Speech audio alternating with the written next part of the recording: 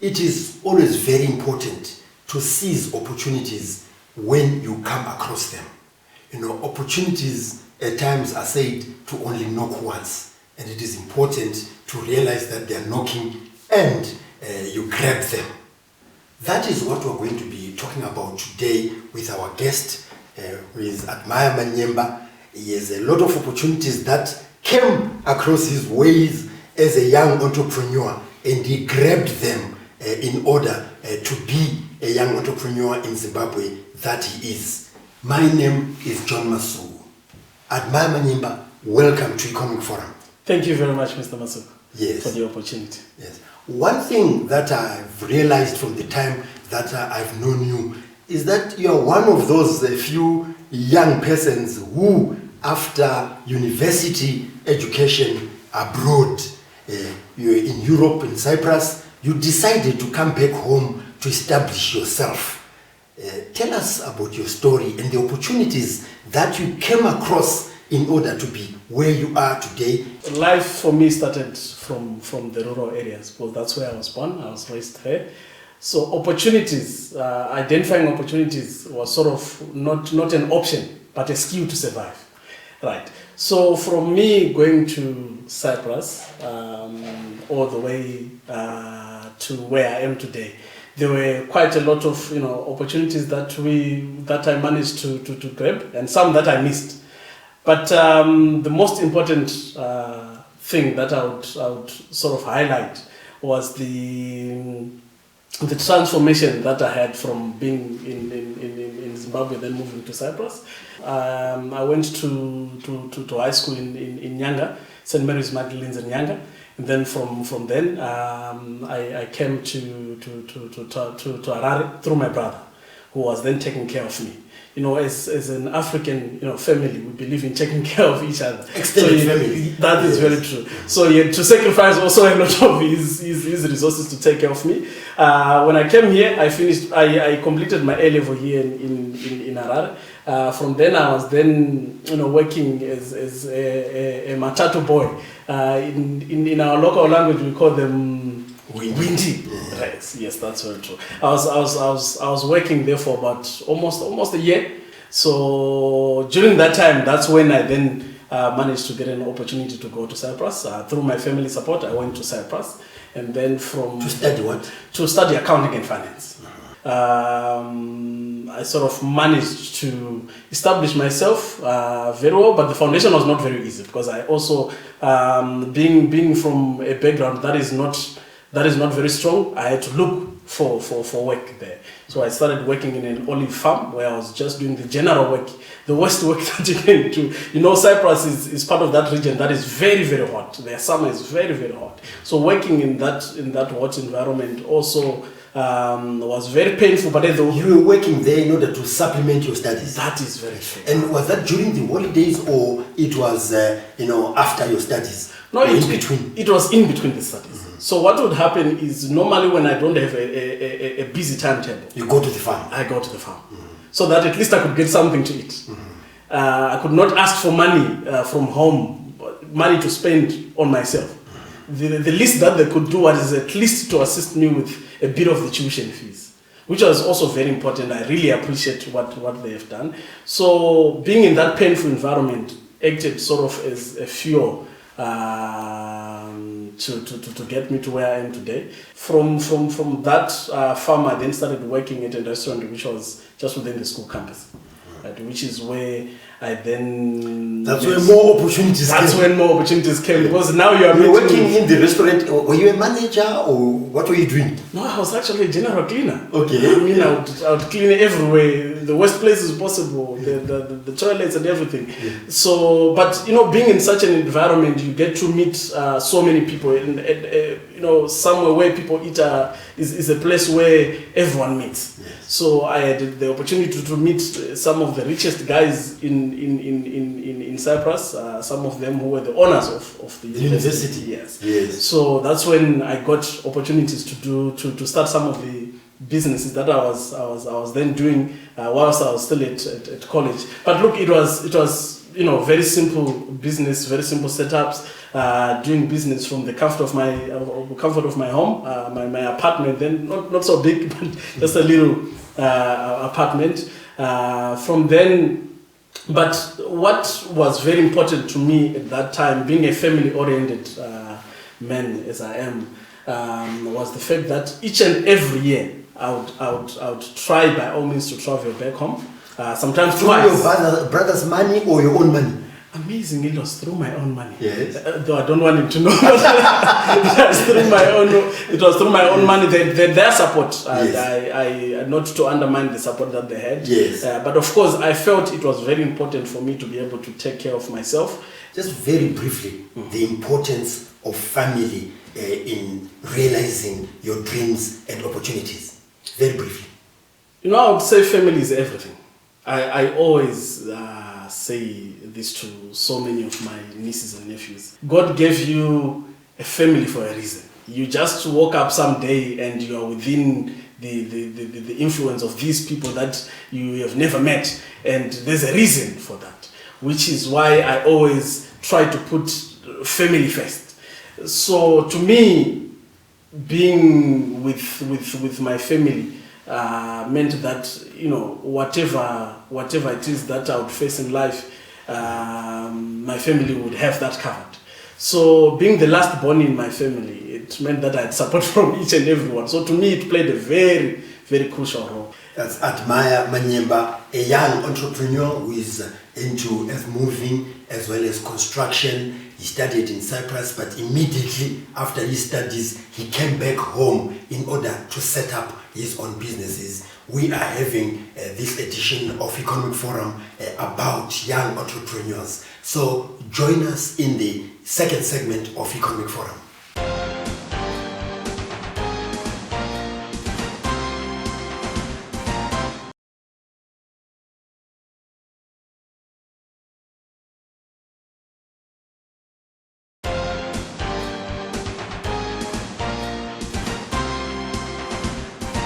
We are now in the second segment of Economic Forum, where today we are discussing about young entrepreneurship with Admire Manyemba, a young entrepreneur who is involved in the business of earth moving as well as construction. But Maya, you studied accounting. Tell us about that transformation, because it's very important for your peers to understand that you can always look at opportunities and move over to something you may have not actually studied, but where your studies come in to help you. All right, there was an option to wear a suit or to wear an overall. It so happened that I decided on an overall. So when I graduated from university in Cyprus, it was a no-brainer for me to come back home and learn what my brothers were doing at the time, yes, which was construction and earth moving. So to me, that exposure to what they were involved in here in Zimbabwe, that was very, very key in realizing what would now become my business. Yes. Right. So during the holidays that I would come back home, I used to work for my brother, not for money though. I used to work for my brother to learn the business that he was doing. There was actually a suggestion from him when I came back that, go into working for 5 years and then after that you can sort of start your own business, and which was his point of view. But what I told him? I told him, he actually brought a friend from one of the banks in Zimbabwe. He has got a very good post at one of the banks in Zimbabwe. He was willing to give me an internship.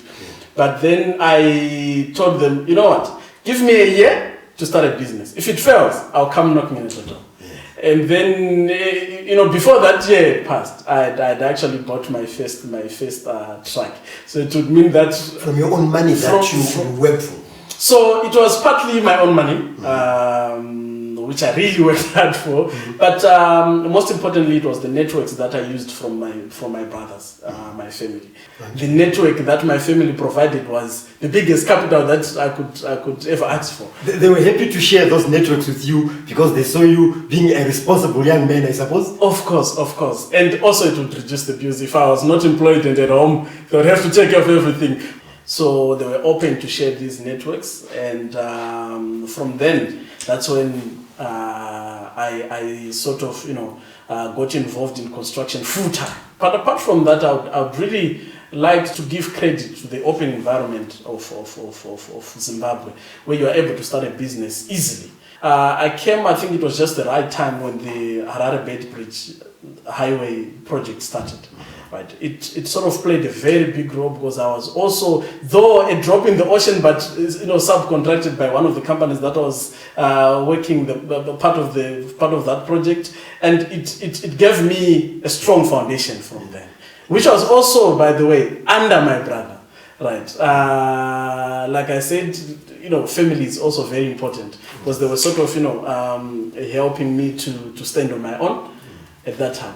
While you are there, another important feature in our education, because it resonates with some of the things you are saying, there is education 5.0, others call it 5.0. Do you think what you got in Cyprus and the motivation that you had in Cyprus, doing work there, meeting these executives who owned universities and so forth, and coming back here to work with your brothers, do you think that kind of education is what you got and that motivated you actually to think outside the box and establish a business instead of actually saying I'm going to be looking for executive jobs elsewhere? I always had a dream of our education not being so scholastic in a way, because being a country that we are, a developing country that we are, we need more innovators. So if we are producing more of the executive guys without the companies that can employ them, there's no way we're going. So to me, it played a very big role. Now that I was in between Zimbabwe and Cyprus, I could see the differences that were there, which I could then take advantage of. Right. So the construction, in the construction industry, previously construction was more of, more manual. Right. Which then when I came, I realized that no, I could invest in machines. Right. Which also something that I've seen that side in Europe. Right. But coming back to the education itself, I think it is very important that we encourage our graduates to look into innovation. With innovation, we are starting with innovation from our minds in a way. Right? We are simply saying from graduation, whatever that you have learned, try to be practical about it. Right? Before you go on and submit a CV, or you knock at someone's door submitting your CV, try to implement whatever it is that you have learned. Because we end up having a room full of graduates, but who have not even tried what they have learned. So we've got people that have done engineering, mechanical engineering, and all these, but they're not practicing that. Yes, but they're not practicing this. Right? On their own, which is the problem that we have. You go to China, right? You go to China right now, everyone is producing something. Right? It is very painful that our young people nowadays, we have to import certain simple things that we can make from our own homes. Right? But I'm encouraged at the same time because now we have seen quite a number of young people standing up for themselves as well, doing other projects in different areas, which is also very encouraging at the same time. Let's admire Manyemba, who is a young entrepreneur in Zimbabwe, who set up from the opportunities that came his way, and today is very pleased that they are going on well, and also advising fellow youngsters in order to be more practical and adopt the education 5.0 or 5.0 in order to produce, in order to manufacture. Join us in the third and final segment of Economic Forum.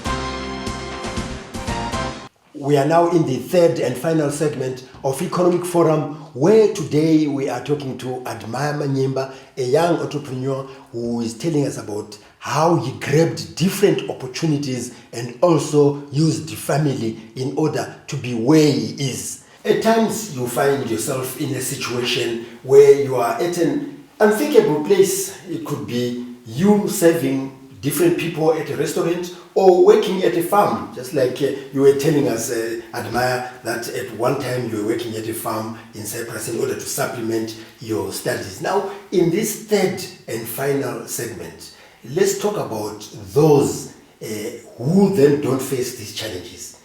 And what can they ride on, or can they learn from how you faced challenges and overcame them? Okay, thank you very much, Mr. Masuku. You know, from what you have said, some of the most unthinkable places are the places that you can find opportunities. As an entrepreneur, this is something that is born within you. It's something that is within you. Whenever you're walking around, you always have an eye for an opportunity. So some of the most painful places are the places that you can meet an opportunity. It was not so easy. I worked in a farm. From that farm, that's when I got the drive to then look for something better. Of course, working in a restaurant was a better option than working out there in the sun in the farm. From the restaurant, that's when I also managed to get some opportunities that then opened, a whole lot of other opportunities. But look, coming back to the challenges that are being faced by entrepreneurs in Zimbabwe, some of them that I have faced myself is usually it's the access to capital, which everyone always say, no, I need capital to start a business. I need capital to start a business. But you know what? With capital, it comes in different forms. The definition that we give it at school, it's different from what applies in the real world. Yes. But there are many other things, Admire, that can be used. We spend a lot of time, particularly youngsters, on our gadgets. Are there opportunities that can be found from there where you can actually, drive away most of these challenges when you want to succeed? Exactly where I was getting to. So, look, in terms of, raising capital for you to be able to start your business, I'm sure there are a lot of young entrepreneurs that are wondering, they've got so many ideas. They're wondering, where can I get the capital? What can I really do? But look, nowadays we are living in a world where, one in 10, or I would say, 8 in 10 young people they've got access to a mobile phone. It may not be a smartphone, but some of them are smartphones. So they've got access to this social media where they're able to move from China to Germany to USA on their phone. They're able to access an industrial area somewhere else in the world, let's say in Japan, right, on their phone. Right. So we're saying to these young people, including myself, make use of the opportunities that are available around you, right? So it's very difficult nowadays for someone to come and give you money to start a business. But however, you've got something that you can use to start a business. So your phone, to some people, I've been sort of watching some YouTube videos where some people are saying, no, look, for me to make money today, just give me a phone and data and I'll make you money.